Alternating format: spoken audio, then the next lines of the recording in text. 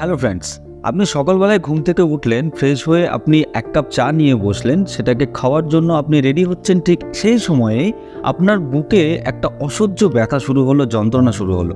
Immediate আপনাকে হসপিটালে ভর্তি করা হলো। ডাক্তারবাবু আপনার চেক আপ করে বললেন যে আপনার হার্ট অ্যাটাক হয়েছে। আপনি যদি প্রতিদিন একটি জিনিস খাওয়ার অভ্যেস রাখতেন, তাহলে হয়তো আজকে আর আপনাকে এই দিনটি দেখতে হতো না। আর সেই জিনিসটিকেই একটা প্রকৃতির বরদান, সেটা হলো রসুন।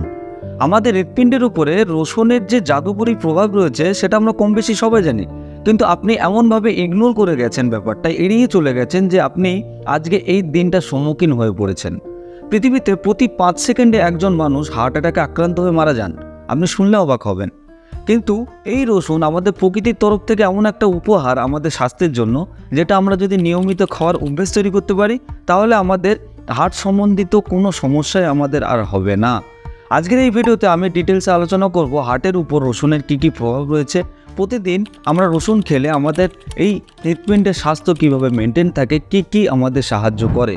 প্রথম যে পয়েন্টটি হলো, সেটা আমাদের দেহের রক্তের চাপকে নিয়ন্ত্রণ করতে এই রসুনের একটা গুরুত্বপূর্ণ প্রভাব রয়েছে।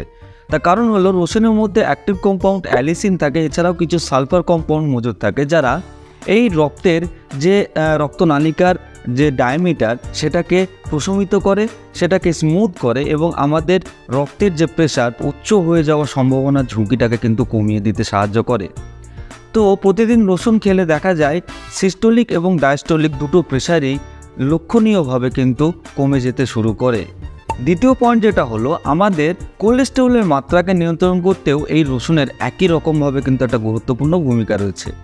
কোলেস্টেরল কি? কোলেস্টেরল আমাদের লিভার তৈরি করে ঠিকই, কিন্তু আমরা বাইরে থেকে যে খাবারগুলি খাই সেই খাবারের মধ্যেও কিন্তু আমরা প্রচুর পরিমাণে কোলেস্টেরল গ্রহণ করি। এইবার কোলেস্টেরল অনেক রকমের হয়, এলডিএল, এইচডিএল, তাছাড়াও ট্রাইগ্লিসারাইড। এর মধ্যে এলডিএল বা লো ডেনসিটি লাইপোপ্রোটিন, এই টাইপের কোলেস্টেরলটি হলো সবথেকে ক্ষতিকারক আমাদের শরীরের জন্য। যদি এর মাত্রা বাড়তে শুরু করে, তাহলে কিন্তু রক্তনালিকার মধ্যে প্লাক তৈরি হবে, ব্লকেজ সৃষ্টি হবে। আর এই ব্লকেজ কি করবে? রক্তের প্রবাহকে বাধা প্রদান করার পরই আমাদের হৃৎপিণ্ডের ওপর প্রেশার ক্রিয়েট করবে, আর তখনই কিন্তু হতে পারে মারাত্মক একটা ক্ষতিকর অবস্থার সূত্রপাত। তো আপনাকে কী করতে হবে? প্রতিদিন এই রসুন খাওয়ার অভ্যেস তৈরি করতে হবে। এই রসুন খেলে কী হয়? এর মধ্যে থাকা অ্যালিসিন বা এই যে অ্যাক্টিভ কম্পাউন্ডগুলির কথা বলছি, এর যে অ্যান্টিঅক্সিডেন্ট প্রভাব রয়েছে, এই সমস্ত কিছু কিন্তু কোলেস্টেরলের মাত্রাকে নিয়ন্ত্রণ করতে একই রকমভাবে সক্ষম এবং খুবই সাহায্য করে। এরপরে আমি যে পয়েন্টটির কথা বলবো, সেটা হলো এই রসুনের অ্যান্টিঅক্সিডেন্ট প্রভাব আমাদের দেহের উপর একটা মারাত্মক প্রভাব তৈরি করে। কীরকমভাবে? আমাদের হৃৎপিণ্ডের মধ্যে যদি কোনো রকমের অক্সিডেটিভ স্ট্রেস তৈরি হয়, দেখুন ভালো করে বুঝতে হবে, আমাদের দেহে যেরকম প্রচুর সেল দিয়ে তৈরি, কোষ দিয়ে তৈরি, তাই না? সেরকম আমাদের হৃৎপিণ্ডের মধ্যেও কিন্তু কোষ থাকে। আর সেই কোষের মধ্যে যদি কোনো ফ্রি র্যাডিক্যাল যদি অ্যাটাক করে, যে ফ্রি র্যাডিক্যালগুলি আমাদের দেহের উপর একটা অক্সিডেটিভ স্ট্রেস তৈরি করে, তাহলে কিন্তু আমাদের যেরকম শরীর খারাপ হবে, ঠিক একই রকমভাবে হৃৎপিণ্ডও কিন্তু ঠিকঠাকভাবে কাজ করতে পারবে না। তো সেই অক্সিডেটিভ স্ট্রেসটাকে আটকানোর জন্য এই রসুনের একটা গুরুত্বপূর্ণ ভূমিকা রয়েছে। এই রসুনে থাকা অ্যান্টিঅক্সিডেন্ট প্রচুর পরিমাণে কী হয়? আমাদের এই অক্সিডেটিভ স্ট্রেসগুলিকে কমিয়ে দিয়ে হৃৎপিণ্ডের স্বাস্থ্যকে মেনটেন রাখে, সঙ্গে আমাদের ওভারঅল হেলথকেও কিন্তু মেনটেন রাখতে সাহায্য করে। এর পরের যে পয়েন্টটি, সেটি হলো এই রসুনে প্রচুর পরিমাণে অ্যান্টি ক্যান্সার কম্পাউন্ড মজুদ থাকে। আমি বলছি না যে ডাইরেক্ট ক্যান্সার ভালো হয়ে যায় রসুন খেলে, কিন্তু এর মধ্যে থাকা অ্যান্টি ক্যান্সার কম্পাউন্ডগুলি কী করে? আমাদের দেহে বিভিন্ন ধরনের ক্যান্সার হওয়ার সম্ভাবনাকেও কিন্তু কমিয়ে দিতে সাহায্য করে। বিশেষ করে কি হয়? আমাদের দেহের ভিতরে কোলন ক্যান্সার বা প্যানক্রিয়াটিক ক্যান্সার বা লাং ক্যান্সার বা আরও যে ধরনের ক্যান্সার হওয়ার সম্ভাবনা, সে সম্ভাবনাগুলিকে কমাতে কিন্তু দারুণভাবে সক্ষম। এই রসুনে প্রচুর পরিমাণে অ্যান্টিব্যাকটেরিয়াল, অ্যান্টিফাঙ্গাল এবং অ্যান্টি যে মাইক্রোবিয়াল কম্পাউন্ড মজুদ থাকে। এরপরে যে পয়েন্টে আমি আলোচনা করতে যাচ্ছি, সেটা কি করে? আমাদের দেহের মধ্যে কোনো রকমের যে ব্যাকটেরিয়াল, ফাঙ্গাল অ্যাটাক হওয়ার সম্ভাবনা ঝুঁকিও কিন্তু একই রকমভাবে কমাতে সক্ষম। অর্থাৎ আপনি প্রতিদিন যে খাবার খাচ্ছেন, সেই খাবারের মধ্যে কোনটায় ফাঙ্গাস আছে, কোনটা ব্যাকটেরিয়া আছে আপনি জানেন না। ঠিকঠাকভাবে হয়তো আপনি সেই হাইজিনেশনটা মেনটেন করছেন না, আর সেইটা আপনার দেহের ভিতরে প্রবেশ করলো এবং আপনার রক্ত বা ব্লাড স্ট্রিমে সেটা পৌঁছালো। রক্তের মধ্যে পৌঁছানোর পর সেটাও হৃৎপিণ্ডে পৌঁছালো, হৃৎপিণ্ডে গিয়ে তার একটা কিন্তু নেগেটিভ ইম্প্যাক্ট তৈরি করতে পারে। আর সেই ইম্প্যাক্ট তৈরি হওয়ার থেকেই কিন্তু রসুন আমাদেরকে একই রকমভাবে হেল্প করে। এরপরে যে কথাটা আমি বলবো, এর পরের পয়েন্ট হলো anti inflammatory effect of garlic. আপনি শুনলে অবাক হবেন যে রসুনে এই প্রদাহ বিরোধী গুণাগুণটি কি চমৎকারভাবে আমাদের দেহের জন্য উপকারী। হৃৎপিণ্ডের ভিতরে যদি কোনো রকমের ইনফ্লামেশন তৈরি হয়, কোনো প্রদাহ সৃষ্টি হয় এবং সেটা যদি স্থায়ী হয়ে যায়, তাহলে কিন্তু প্রচুর পরিমাণে হার্ট ডিজিজ হওয়ার সম্ভাবনার ঝুঁকি কিন্তু বেড়ে যেতে পারে। তো আপনি যদি প্রতিদিন 1 কোয়া রসুন খাওয়ার অভ্যেস তৈরি করতে পারেন, তাহলে আপনার হৃৎপিণ্ডের মধ্যে কোনো রকমের ইনফ্লামেশনকে স্থায়ী হতে বাধা প্রদান করে, সেটাকে দীর্ঘস্থায়ী হতে দেয় না।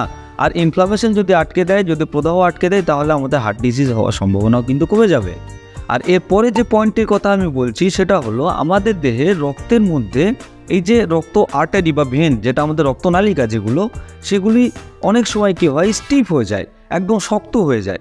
তার ফলে কী হয়, রক্ত প্রবাহটা স্মুথ হয় না। আর এই কারণে আমাদের দেহে বিভিন্ন ধরনের সমস্যা এবং হৃৎপিণ্ডের ওপর প্রেশার ক্রিয়েট করতে শুরু করে। আর তখনই কী হয়, আমাদের দেহে বিভিন্ন ধরনের রোগ তৈরি হওয়ার সম্ভাবনা বেড়ে যায়।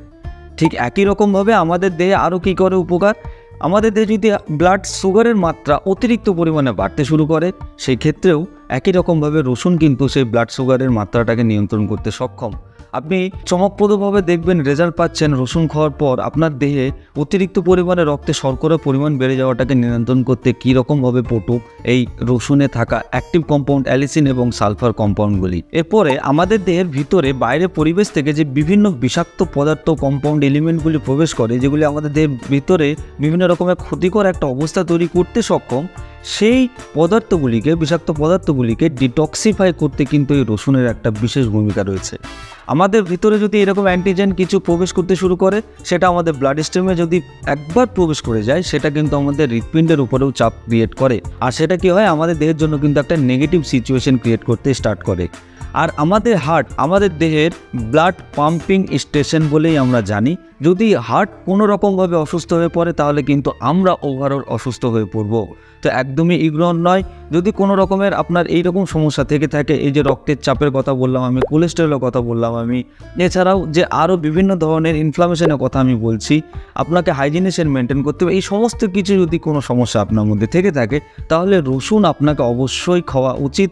আপনার ডায়েটে একটা ব্যালেন্স ডায়েট তো আপনাকে ফলো করতেই হবে, সঙ্গে আপনাকে রসুনকেও কিন্তু যোগ করতে হবে। এরপরে আর একটা কী সমস্যা দেখা যায়, যেটা হলো আমাদের দেহের ইমিউনিটি সিস্টেম অনেক সময় দুর্বল হয়ে পড়ে। আমরা হয় না, কোনো সময় ওয়েদার চেঞ্জ হলে আমরা খুব তাড়াতাড়ি সর্দি কাশিতে আক্রান্ত হয়ে যায়, জ্বর চলে আসে আমাদের। এছাড়াও আমাদের কোনো জায়গায় কেটে গেল, সেই সব জায়গাগুলো শুকোতে বা ঠিক হতে সারতে অনেক দেরি হয়। তো এই রসুন খেলেও দেখবেন আপনার দেহের ইমিউনিটি সিস্টেম বা রোগ প্রতিরোধ ক্ষমতা কি চমৎকারভাবে উন্নত হচ্ছে।